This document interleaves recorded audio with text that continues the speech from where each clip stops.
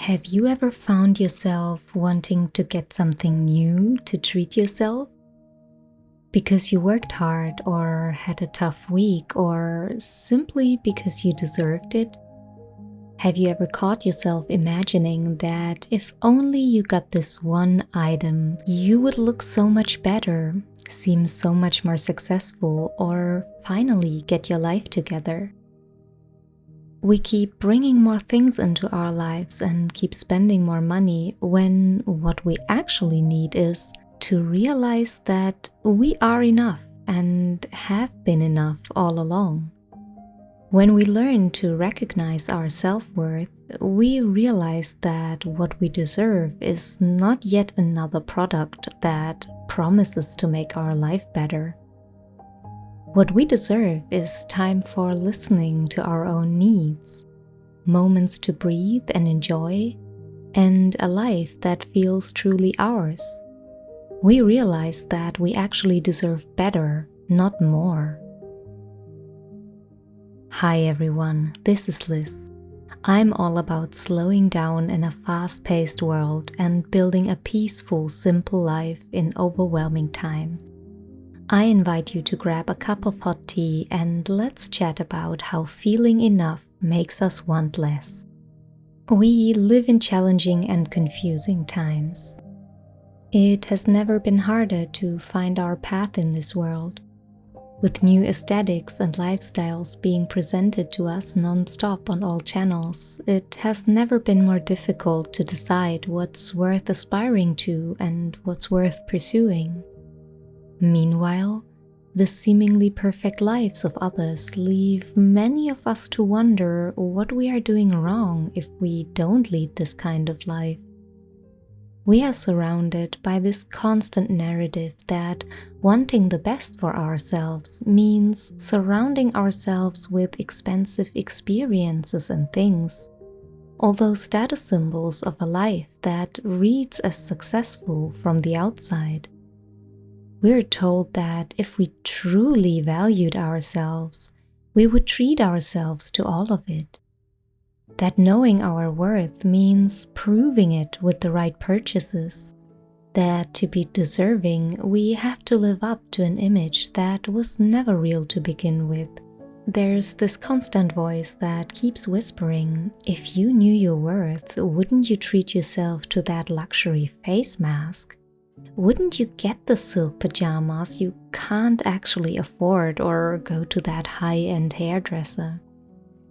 Because seriously, if you don't think you deserve it, how are the others supposed to believe you do? There's always something new around the corner that promises to be the missing piece, the thing that finally transforms us into the version of ourselves we think we should be. Brands and shops have understood this for decades. They know exactly how to tie products to identity and self-worth, and they do it very well. It doesn't matter which lifestyle you gravitate towards.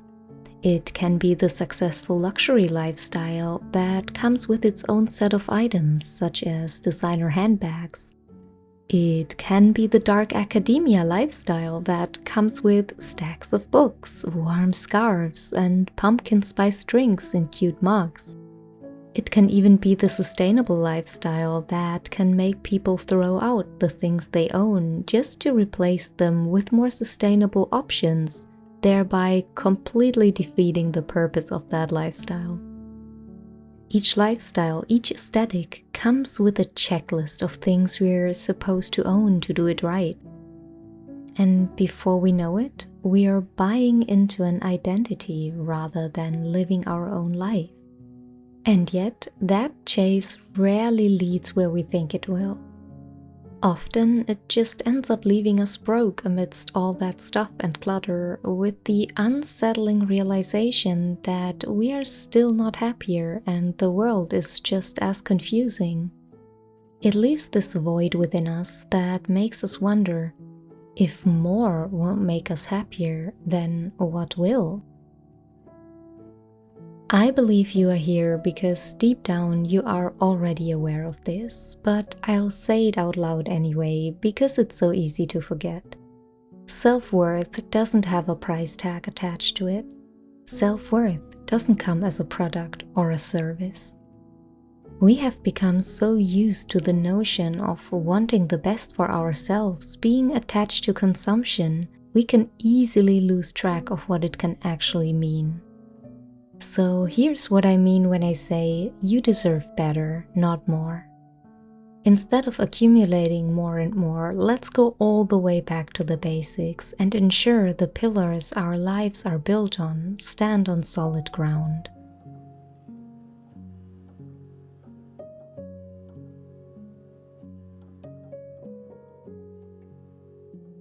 When we talk about self-worth, our mind often jumps straight to careers, achievements, or relationships. But one of the most overlooked places our sense of worth shows up in is our body. For many of us, our body becomes a kind of lifelong project, something to fix, something to perfect, something to decorate on the outside so it feels acceptable enough to be seen. We treat it like an object to manage rather than a home we live in. And when we don't feel worthy on the inside, it becomes very easy to direct our attention outward and try to buy our way into confidence through embellishments. A little upgrade here, a little correction there, something new to make us feel more put together, something to mask what we don't want others to see, or maybe what we don't want to see in the mirror. But the truth is, none of these shiny new things will ever help if we don't feel at home in ourselves. When we finally begin to understand our own worth, something shifts within us. We stop seeing our body as something that needs constant intervention. We stop believing that the next product, the next routine, the next trend will magically give us the feeling of being enough. We start to recognize that the relationship we have with our body is very closely tied to the relationship we have with ourselves in general. Instead of constantly trying to upgrade or perfect our body, we begin to listen to it, to the needs it constantly communicates if we choose to listen. Instead of trying to make our body impress others, we begin to understand what we need to feel grounded and at home in our own skin. And once that shift happens, once our body becomes a place we return to instead of a place we escape from, we naturally stop reaching for external fixes. When we know our worth, we no longer feel the need to polish ourselves into someone else's ideal. We simply want to feel like ourselves. And that feeling doesn't come from a product. It comes from finally being on your own side.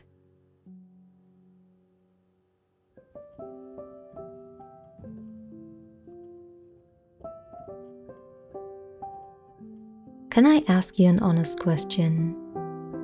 How do you spend your time? We can learn a lot about how someone feels about themselves by looking at how they choose to spend the limited time they are given in this life. Way too often we somehow, deep down, feel as if even our time isn't truly ours to spend, isn't truly ours to decide what we want to invest it into. When deep down we don't feel worthy of our own time, we overcommit, we rush, we fill every empty moment with noise, we say yes when our body says no, and we treat rest like a reward instead of a basic human need. We give away hours, days, entire seasons of our life because somewhere deep down, we don't believe our time is valuable. And this is where more becomes so seductive. More things, more achievements, more commitments, more upgrades, more productivity, more distractions, more proof that we're doing enough, becoming enough, achieving enough. When we start seeing ourselves as worthy, as deserving of the luxury that time is, we start viewing and spending our time differently. It becomes something sacred, not something we trade for validation or approval or performance. We begin to understand that a quiet moment is not a waste of time, but a gift to ourselves. It is not something we might or might not be able to spare at the end of the day when every task is completed and everyone else is satisfied. We begin to see that not everything and everyone deserves access to our hours, that our energy is not unlimited, that we are allowed to slow down without apologizing for it, that there is no need to fill our lives with more things. Instead, let's fill them with meaningful conversations, with joyful moments, and with experiences that nourish rather than deplete us. You deserve to decide how you want to spend your time, how you want to spend your life, not someone else.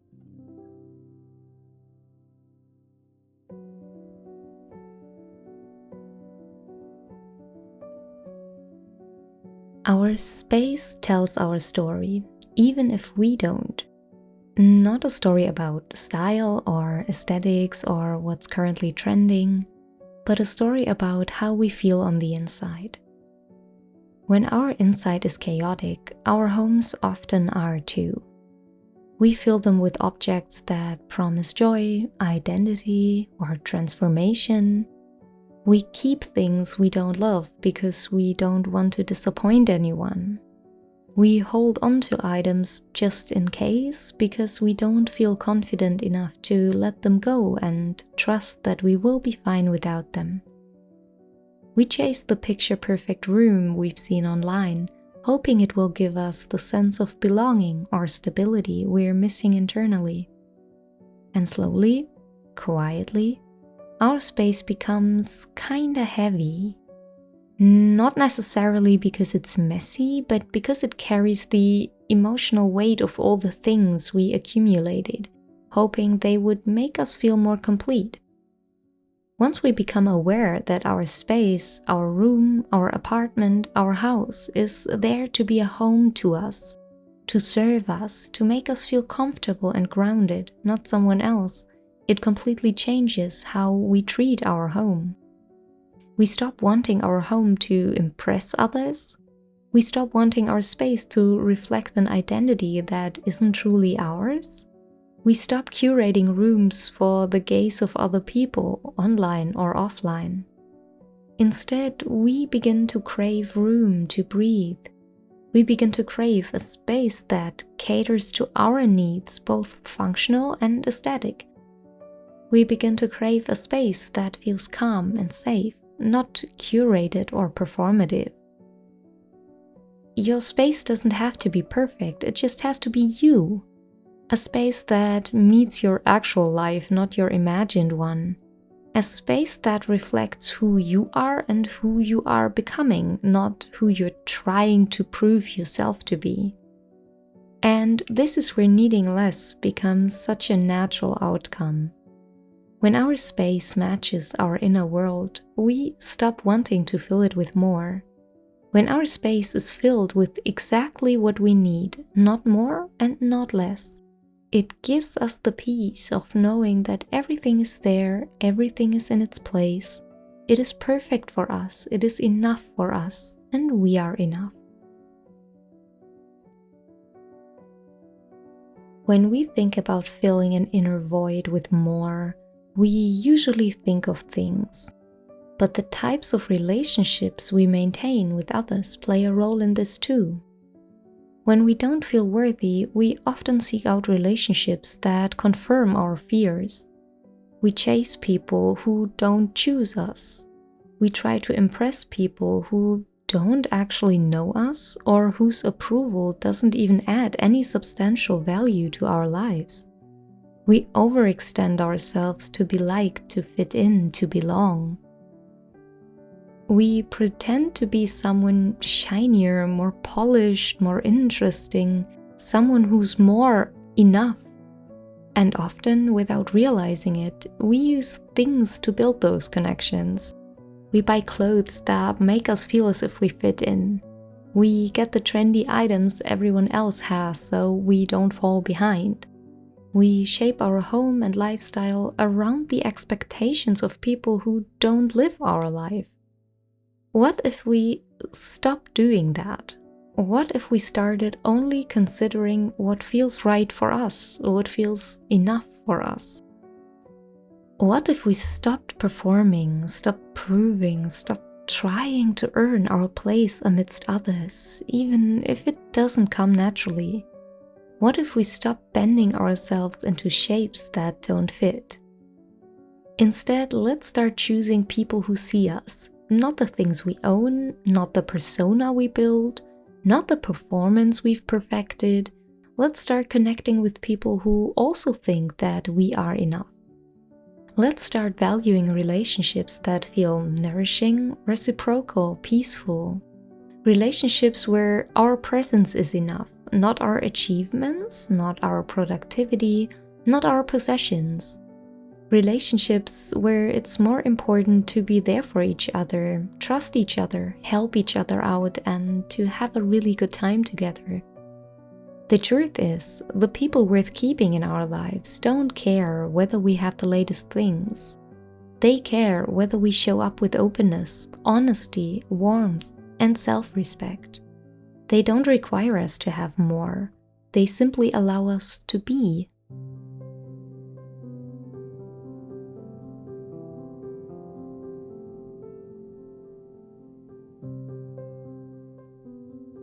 From the moment this video ends, this is what I want you to take away from it.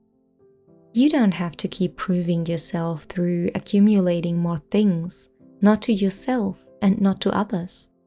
You don't have to earn your place in the world by collecting stuff. You deserve a life that supports you, not a life that overwhelms you. You deserve days that feel like they belong to you. Days that allow you to fill at least a slice of your time with what truly makes you happy. You deserve a home that feels like a sanctuary, not a showroom. You deserve relationships where you can show up as your whole, imperfect human self. You deserve to move through life without constantly trying to add, upgrade, or improve in order to feel worthy. And if no one has told you this in a while, you are allowed to choose a quieter path, a simpler life. You are allowed to build a life that feels just right for you, even if it seems like the most uneventful, least flashy life to others. That's not what counts.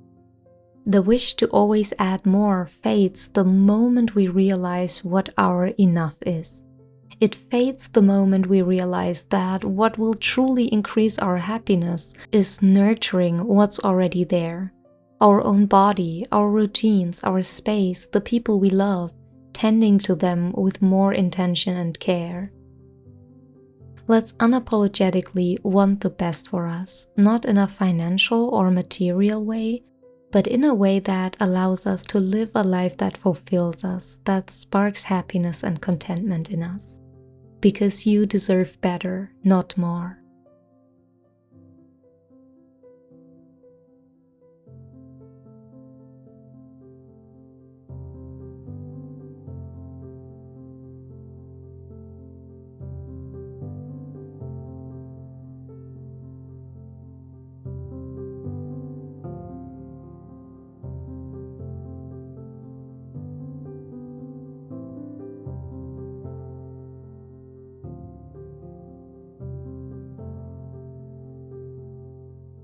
Now I'm curious, what's one thing you used to think you needed in your life, but then realized you don't? Let me know in the comments.